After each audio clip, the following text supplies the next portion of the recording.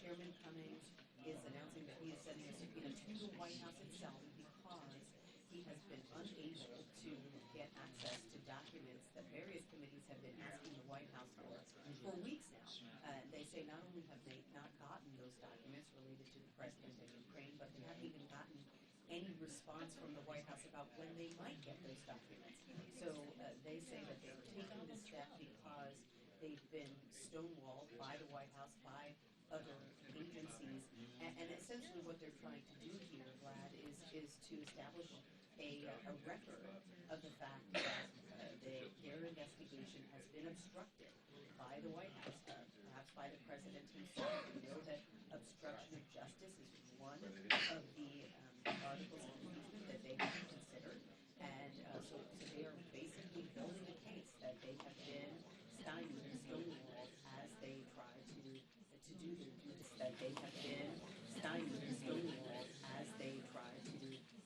their due diligence into this phone call that the president had with the leader of Ukraine.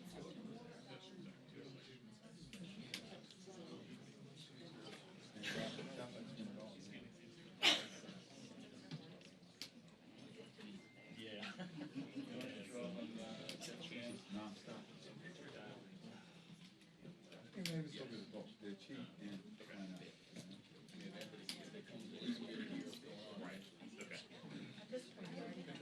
It's a draft subpoena because they can't actually, under House rules, issue the actual subpoena until tomorrow.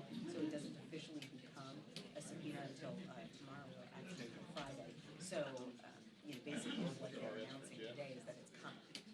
And that's meant to put pressure on the White House. And you have to sort of look at the broader context here, which is that for months, Democrats have been trying to get various documents. They've been trying to get various current and former White House officials to testify.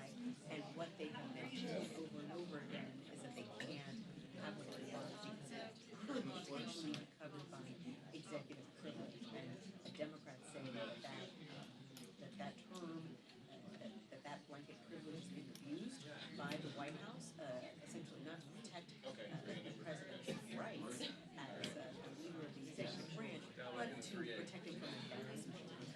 And so this is Democrats sort of issuing their latest salve in an attempt to say that this is a cover-up, that this is obstruction of justice, and you're going to hear that echoed by the House Speaker and by Adam Schiff. okay. You want Jeff right now? They said. Okay, but stand by. You're going to get a frame. Hey. Am I on Jake Sherman? Is that what we're doing still?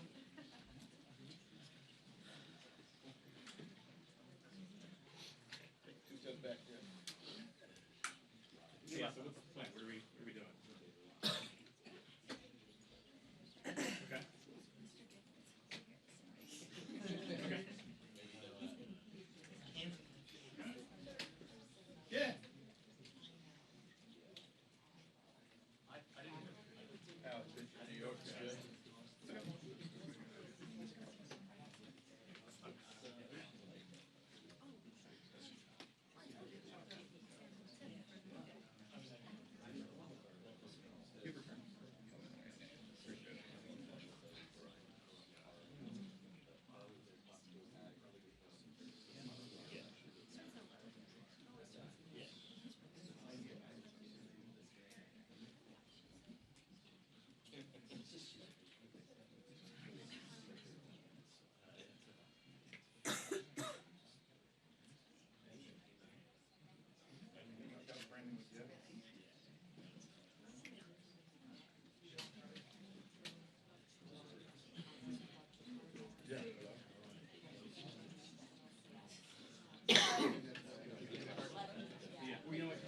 They won't change it. So. I got you. Okay. Liz?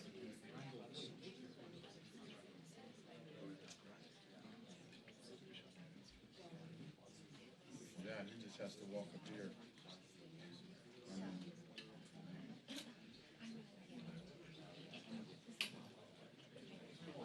Right.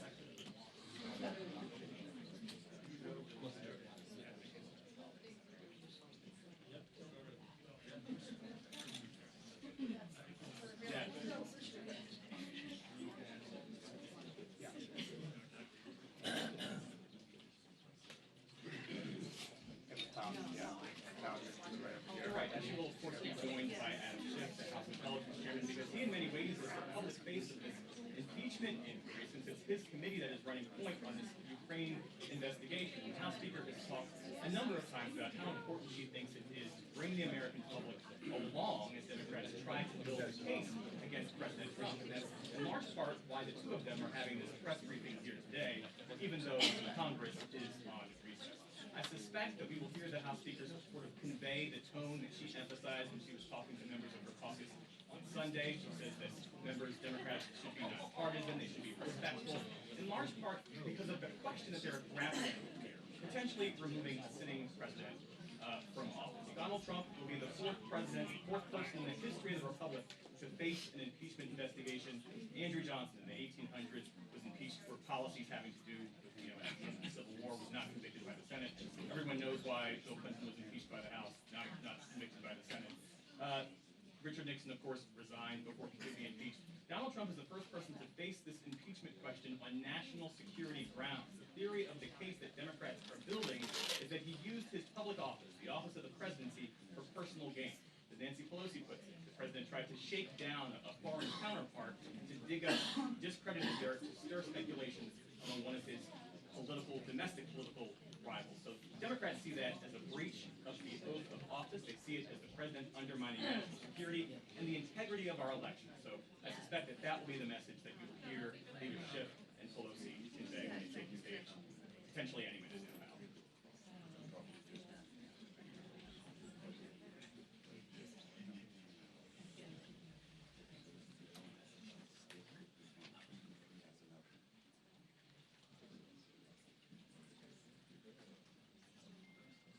Okay.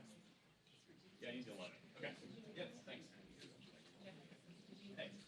Oh, yeah, she walked in. Let me know.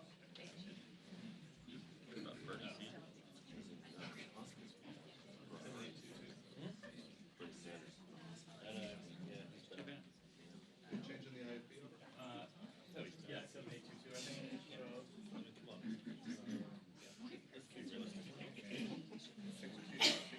It's crazy enough to continue with the bad heart. People are not. Majority's still going to But that's like, people gotta be like, Going down to 11 o'clock?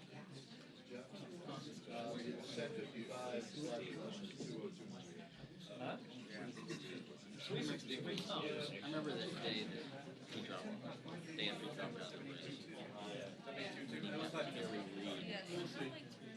and Reid in his office. Well, it's Durbin's office now, and I saw him go in there and he's looked done and chair and he gave it everything. You gotta give him credit. What update number is that, Charles? Today. You got update 8. Okay, he's gonna ask him about Trump wanting to shoot him. Like, Update 7. snakes. The update 8 says 202. Yeah. I didn't plan for it. Yeah, I think we need 2029. Yeah. Yeah, it's 2029, not 4400, Jeff. Francesca just checked me in. Really? All right. I kept, yeah, can you hear me? Oh, hello, I hello. think you should just relax, retire, just enjoy the rest of the days. I do that all the time. Texting people. Yeah. Well, apparently they want to do it at the top of the left. If it doesn't at the top of the left, you should probably just go with the cell phone. This place is so packed. The original line shot was supposed to be afterwards, so I have a cable hooked up to when I should be off. But if you want to do it top of the left, you should switch to a phone because we have Apple CarPlay. Because it may start and then you have all this cable running across the stage. Okay, how much time we have? I'm just looking at this lead for the first time. Okay. Did you guys do that? Yeah, I know. If he does, that's fine. He's gonna have to run a cable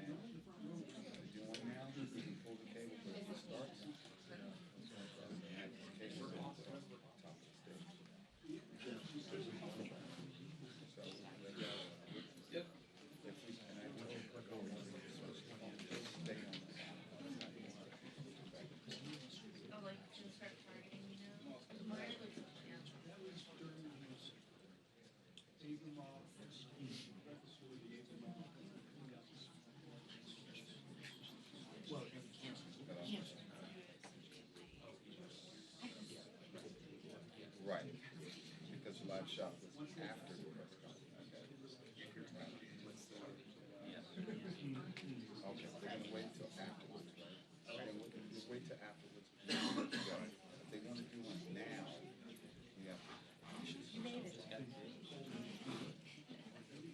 Oh, okay, I thought there was one at the top of 11. 11 is killed? Okay, Lord just told me 11 is killed. Okay, we're set. The 11 is.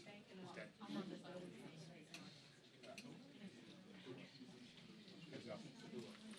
She's coming down the hallway. Is it a real heads up or what? Yeah. They just have to figure it out.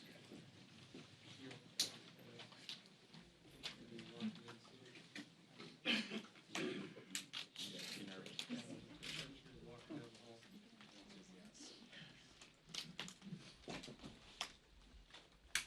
Charles, is that a real? That was Hal Gallery, yeah. He said stand by. You guys can hear me, we got the heads up that she's coming out, that's why I said that.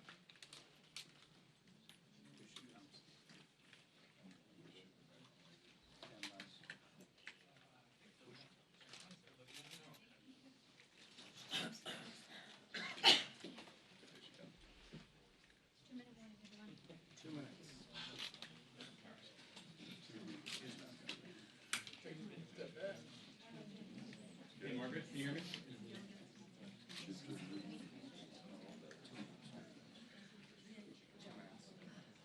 They, okay, all right, they gave us a warning that wasn't apparently actionable. They're in the room? Yeah. Okay, they got high, they're fine, all right, thanks.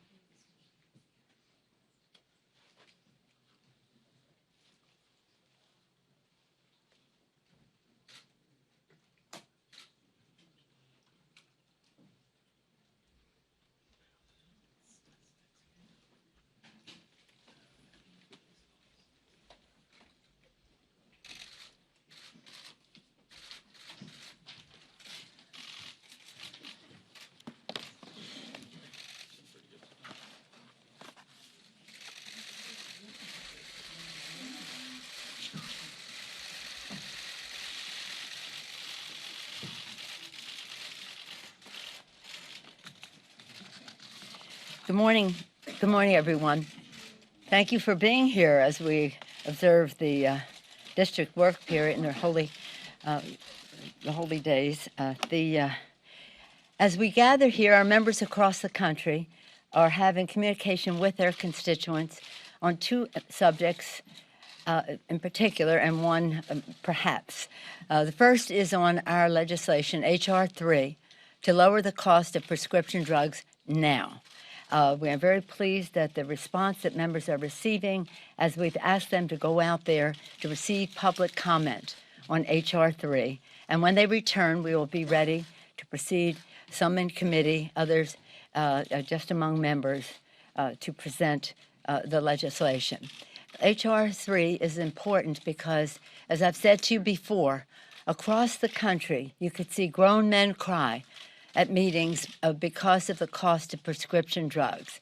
It's almost impossible for them to be healthy and financially healthy with the rising cost of prescription drugs.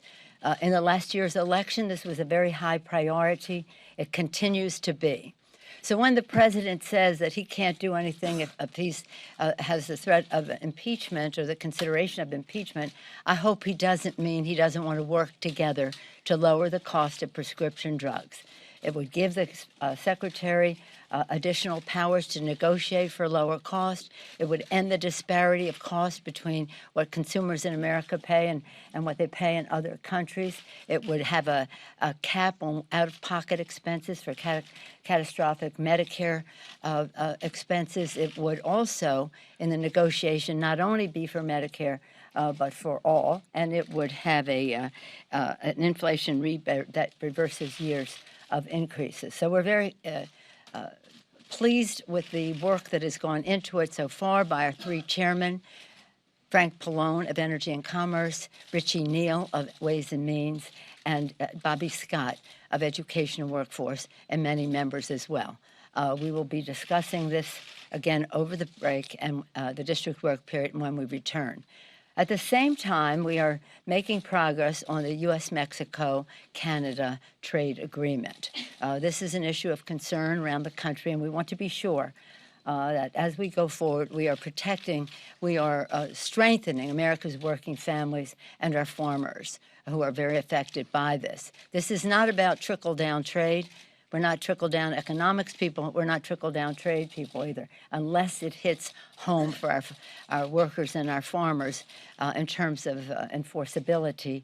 We can't be there yet. But we are on a path to yes. And as you probably know, on Friday, our task force under leadership of Richie Neal and Ways and Means put forth a counteroffer to what the administration has proposed. When we can arrive at a place where not only do we have our issues addressed, but that we have enforceability that will make it real for America's families and farmers, then we can go down that path. I hope again that the president's saying, because of other actions in terms of upholding the Constitution of the United States, that he is not he can't work with us because I do think he wants this U.S.-Mexico-Canada trade agreement, and we want it when it is right in terms of enforceability and that we can work together. At the same time, we're hoping that we can renew our conversations about infrastructure, building the infrastructure of America. As I've said, our agenda last year when we ran was for the people. Lower the cost of health care by lowering the cost of prescription drugs. That's what we're doing. Build the infrastructure of America in a green way so that we can increase paychecks, lower health care, bigger paychecks, cleaner government. Well, I think that we can work with the administration on prescription drugs. I hope so. And infrastructure. I hope so. Clean government. That's more of a challenge. So as we gather here today, we are clearly at a place where we are legislating to try to meet the needs of the American people in a transformative way. We are investigating. We are litigating. We also are here today on the one-year anniversary of the Khashoggi, since Khashoggi was killed. It's such a very sad thing. And at the same time, you see the administration schmoozing with the very people who perhaps orchestrated that. Again, it's yesterday the Chinese observed their 70th anniversary. At the same time, the president was very positive about that.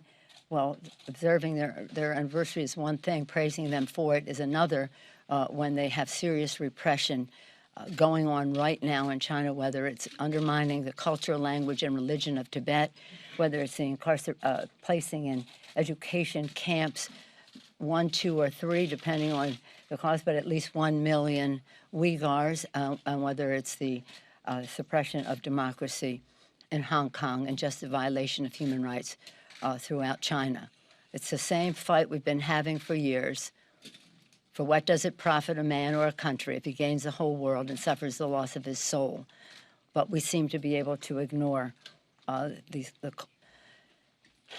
shout-out from our soul on respecting the dignity and worth of every person. So I know many of you are here. Some of you are regulars. Many of you are not. And I said to Mr. Schiff, maybe you should come to all of our meetings. We might get some coverage for what we're trying to do for the American people. But we are very proud of the work of our chairman of the Intelligence Committee. We take this to be a very sad time for the American people, for our country. Impeaching a president or having the investigation to impeach a president is not anything to be joyful about. I don't know that anybody's joyful, but it is a sad time. And as you've heard me say over and over again, the dark days of the revolution, Thomas Paine said, the times have found us. We think the times have found us now. Not that we place ourselves in the category of greatness of our founders, but we do place ourselves in a time of urgency on the threat to the Constitution, a system of checks and balances that is being made. They fought for our independence. They declared independence. They fought and won. They established a democracy. Thank God they made the Constitution amendable so we could always ever be expanding freedom. And we see the actions of this president being an assault on the Constitution. Once we had his even admission to that, we had no choice but to go forward. It's hard. We want to weigh the equities. We want to be fair as we go forward. And we couldn't be better served than by the leadership of our chairman of the Intelligence Committee, Adam Schiff, and it's my honor to present him to you now. Thank you, Madam Speaker, and thank you for leading the entire House of Representatives through this very fraught time in the history of the Congress, indeed the history of the country. I also want to express my own condolence once again to the family of Jamal Khashoggi, who bravely sought to advocate for free expression in Saudi Arabia, and it cost him his life. We are deeply in his debt, and we are determined to bring about justice for those who were responsible for that heinous murder. It's also an appropriate time to recognize the danger facing journalists all over the world. In terms of the issues that we've been focused on this week, I want to give you a brief update of what has transpired really just within the last week. Last Thursday, the Intelligence Committee held an open hearing with the Acting Director of National Intelligence. The following day, Chairman Engel issued a subpoena to the State Department in close consultation with myself and Chairman Cummings. We are deeply concerned about Secretary Pompeo's effort now to potentially interfere with witnesses whose testimony is needed before our committee, many of whom are mentioned in the whistleblower complaint. And we want to make it abundantly clear that any effort by the Secretary, by the President, or anyone else to interfere with the Congress's ability to call before it relevant witnesses will be considered as evidence of obstruction of the lawful functions of Congress. And more than that, will allow an adverse inference to be drawn as to the underlying facts. That if they are going to prevent witnesses from coming forward to testify on the allegations in the whistleblower complaint, that will create an adverse inference that those allegations are in fact correct. On Monday, I issued a subpoena to Rudy Giuliani, again in consultation with Chairman Cummings and Engel. We expect Mr. Giuliani to comply with the legal process we are using. He is obviously a key figure in all of this by his own admission as well as by the allegations in the whistleblower complaint. Today, and just within the last half hour, Chairman Cummings noticed a subpoena that will go out later this week or next week after the notice period has expired, that committee intends to subpoena documents that the White House has been withholding from Congress. We are obviously coordinating very closely with Chairman Cummings on that. On Thursday, Ambassador Volker is scheduled to appear before our committee. And on Friday, the Inspector General of the IC, Mr. Atkinson, will appear before the committee and testify as well. The last time that the Inspector General testified, we did not have the complaint. We now do. And we certainly intend to ask the Director about the efforts that were made to corroborate that complaint, which we now know the Inspector General found both credible and urgent. Next week, we have also scheduled a deposition or interview with the former U.S. Ambassador Yovanovitch to Ukraine, and we are in discussion with other State Department witnesses to secure their depositions. So we've been very busy, as you can tell, this week. We're going to be very busy again next week. We are proceeding deliberately, but at the same time, we feel a real sense of urgency here that this work needs to get done, and it needs to get done in a responsible period of time. Thank you. Chairman, Thank you. Just one moment, please. I'll decide who asks the question.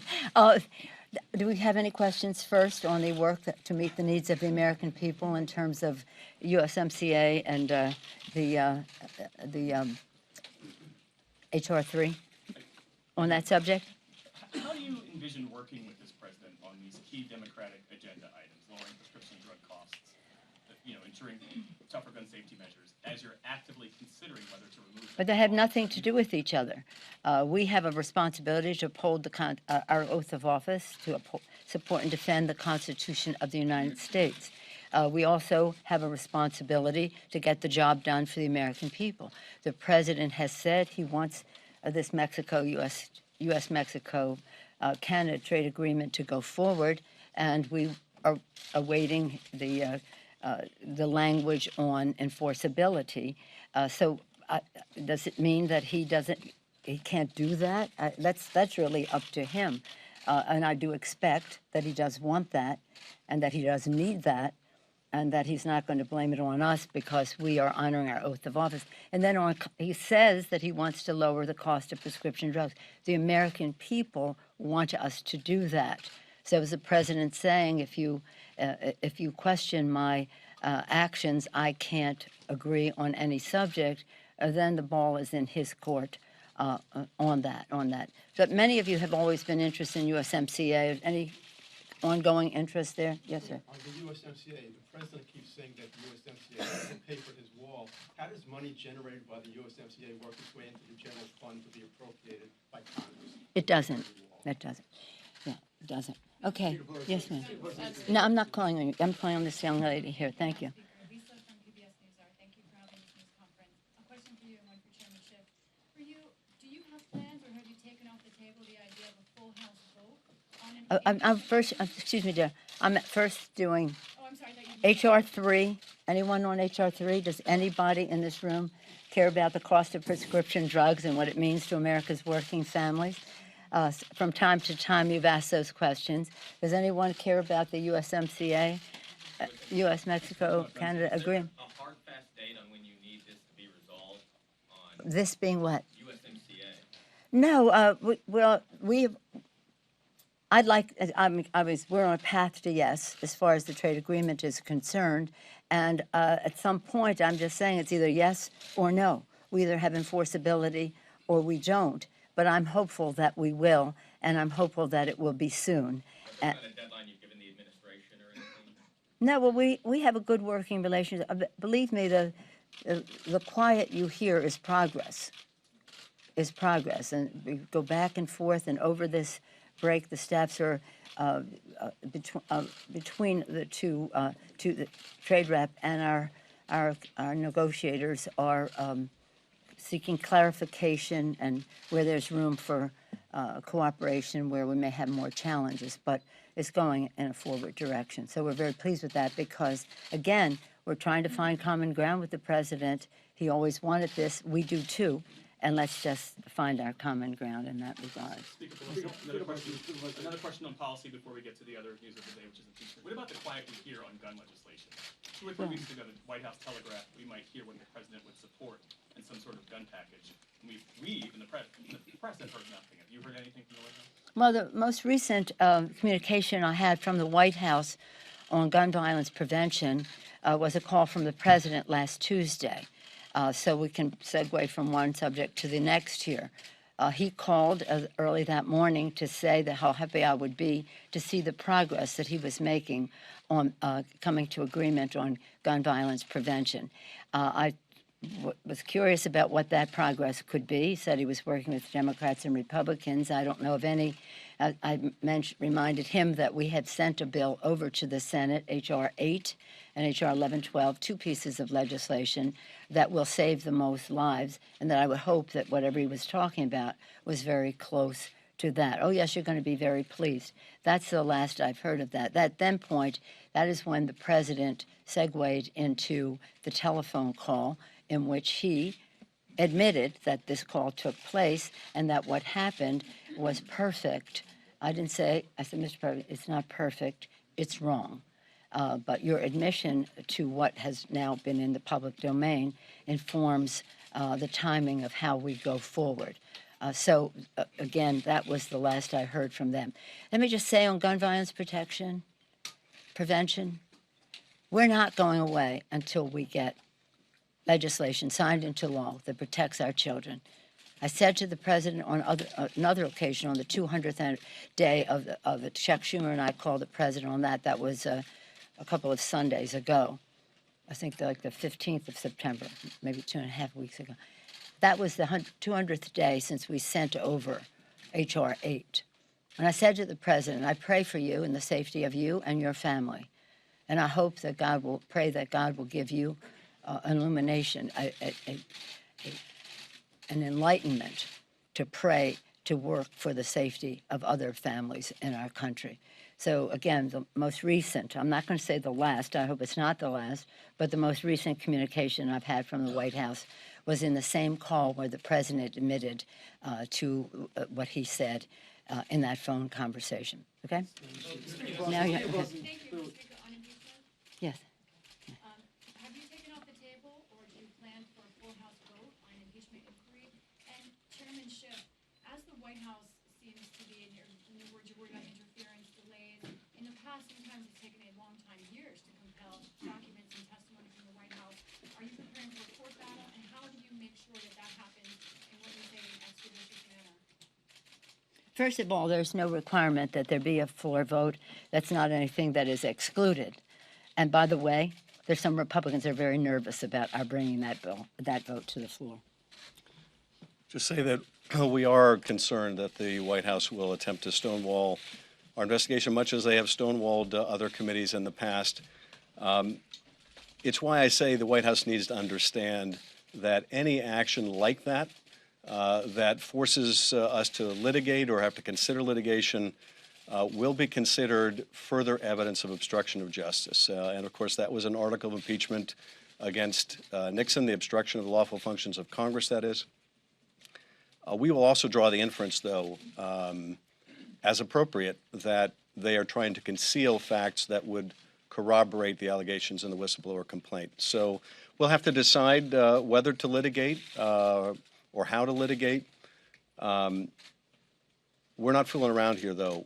We don't want this to drag on months and months and months, which appears to be the administration's strategy. So they just need to know that even as they try to undermine our ability to find the facts around the president's effort to coerce a foreign leader to create dirt that he can use against a political opponent, that they will be strengthening the case on obstruction if they behave that way. Chairman Schiff. Madam Speaker, thank you very much. I would like to ask Madam Speaker and also Chairman this as well. The President wants to interview the whistleblower. He says that he has the right to meet his accuser. Your response, both of you, please. The whistleblower has the right on the statute to remain anonymous, and we will do everything in our power to make sure that that whistleblower is protected, that whistleblower's preferences in terms of their anonymity are respected. And let's not make any mistake here. The president wants to make this all about the whistleblower and suggest people that come forward with evidence of his wrongdoing are somehow treasonous and should be treated as traitors and spies. This is a blatant effort to intimidate witnesses. It's an incitement to violence. And I would hope, and we're starting to see members of both parties speaking out against attacking this whistleblower or others that have pertinent information. So the other thing I wanted to underscore, though, is what the whistleblower has set out that is within our power to this date to confirm, we see confirmed in that call record. The president can attack the whistleblower rhetorically all the president wants. It doesn't change the fact that the record of that call shows the President of the United States in a same conversation, indeed immediately after the Ukraine president asked for more military help, the President of the United States asked that leader a favor, though. And no attack on the whistleblower or anyone else is going to change those underlying facts. On the subject of, on the subject of the whistleblower, I said to the president on that call, you've come into my wheelhouse. 25 years on Intelligence Committee as a member, as ranking member, as Mr. Schiff was before he became the chairman when we got the majority. So I was part of the Gang of Four before I was even in the leadership as a Gang of Eight. So for 25 years, one way or another. I was there when we improved the whistleblower legislation in the late 90s. I was part of that. I was there when we made further improvements, and President Obama made by executive, I don't know if it was executive order, but executive action improvements in the whistleblower legislation. And then we have further legislation. And then I was there when we created the Office of the Director of National Intelligence and what his responsibility was in terms of a whistleblower. So this is very, I hope that you understand, and I suspect that you do, the seriousness of the President of the United States saying he wants to interview that person. We will treat the President with fairness as we go forward. We will have investigations and questioning that are worthy of the Constitution of the United States. It's unworthy of the Constitution of the United States to do what he did in that call, and he admitted to me, he said it's perfect. No, it's not perfect. It's wrong. A, and B, that protecting whistleblowers is a very, very important requirement that we have. The intelligence community recognizes the importance of whistleblowers. Protecting whistleblowers who see wrongdoing of any kind in our government is essential. So the president probably doesn't realize how dangerous his statements are when he says he wants to expose who the whistleblower is and those who may have given the whistleblower that information. This is a very serious challenge that the president has put there. It's very sad. I don't see impeachment as a unifying thing for our country. I weighed those equities hard and long till I had the president's admission that he did what he did on that call. Yes, ma'am. One big picture question, then one logistical question, just following up on what you just said. Some Republicans have said that the president's phone call wasn't great, but that it isn't an impeachable offense. Is it possible that you're making too much of one phone call? Absolutely not. I want to yield to you. Well, if you think about what the framers were concerned about at the time of the drafting of the Constitution, they were paramountly concerned about foreign interference in American affairs. They wanted to ensure that the President of the United States was defending the interests and national security of the United States and not corruptly, secretly advancing some private agenda with a foreign power. It's hard to imagine a set of circumstances that would have alarmed the founders more than what's on that call, where you have a president using the full power of his office to try to effectively coerce a foreign leader that is completely dependent on our country for military, economic, diplomatic, and other support, to intervene in our election to help his campaign. It's hard to imagine a more corrupt course of conduct. So to my Republican colleagues that say there's nothing to see here, or yeah, it's bad, but is it really something you'd remove from the president from office for? They're going to have to answer, if this conduct doesn't rise to the level of the concern the founders have, what conduct does? Now, we only know some of the facts at this point. The call record seems to be pretty indisputed. The suspension of military assistance is undisputed now. The sequestration of this call record and maybe others into a file in which they were never supposed to be placed, a file that is for classified information of the highest order, covert action, for example, those facts are not contested. But all the facts around that we still need to flesh out. What was the State Department's role? What was the Secretary's role? What was the role of the Attorney General? There's a great more that we need to know to understand the full depth of the President's misconduct. And maybe when that comes out, it will persuade some of those Republicans to recognize the gravity of the situation. But I think we have to be realistic here. There seems to be no floor below which this president can drop that some of the GOP members, and maybe even many of the GOP members, would not be willing to endorse, look away from, avoid comment on, let alone rise to condemn as incompatible with the duties of his office. Make no mistake, in that telephone call, the president undermined our national security because of what he had done a few days earlier. So the president said, well, I didn't say that in the call. No, the sequencing of it. You have to look at the sequence. A few days before, the president withdrew that. Now, why? Why would that just come from the president? There was no, as far as we know, and we'll find out if there is, any National Security Council justification for the president withdrawing assistance that had been passed by the Congress of the United States in a bipartisan way. And then the president, just on his own, decided he was going to use it as leverage. So using that as leverage, we supported that military assistance in the interest of our national security, undermining our national security, undermining his oath of office to protect and defend the Constitution because he was overthrowing an act of Congress just on his own, undermining the integrity of our elections.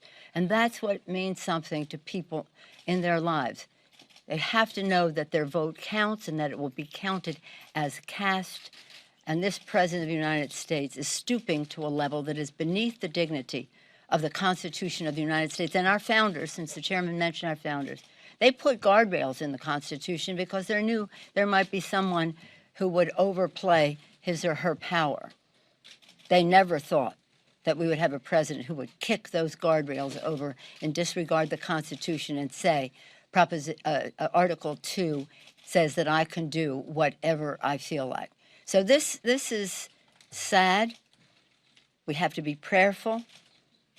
We have to be worthy of the Constitution as we go forward. We have to be fair to the president, and that's why this is an inquiry and not an outright impeachment.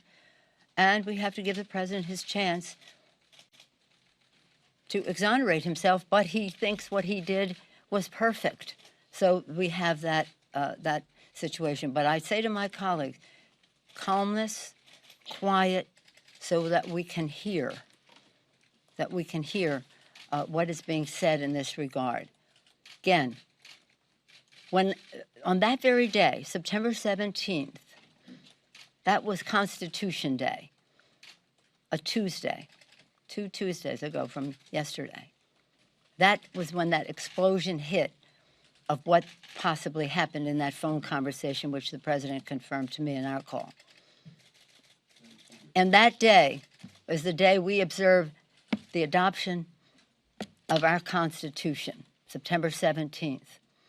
On that day, way back when Benjamin Franklin left Independence Hall, people said to him, "What do we have, Dr. Franklin, a monarchy or a republic?" He said, "A republic, if we can keep it."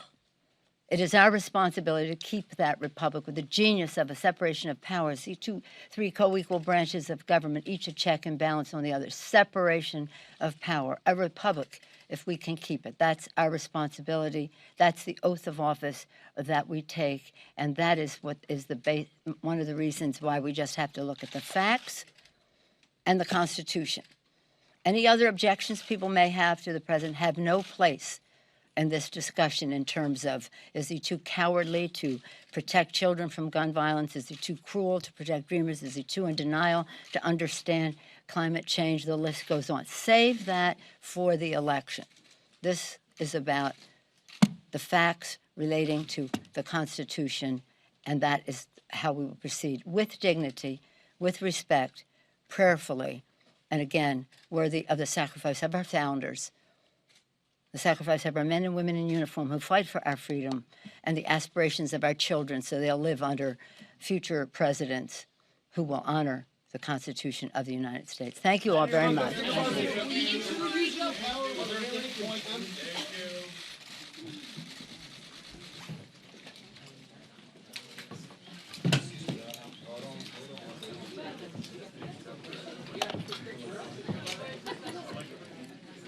Mama, I need you up here as soon as you get a chance. Hold your cable when you come. You're gonna knock your coffee over too. And yeah, it's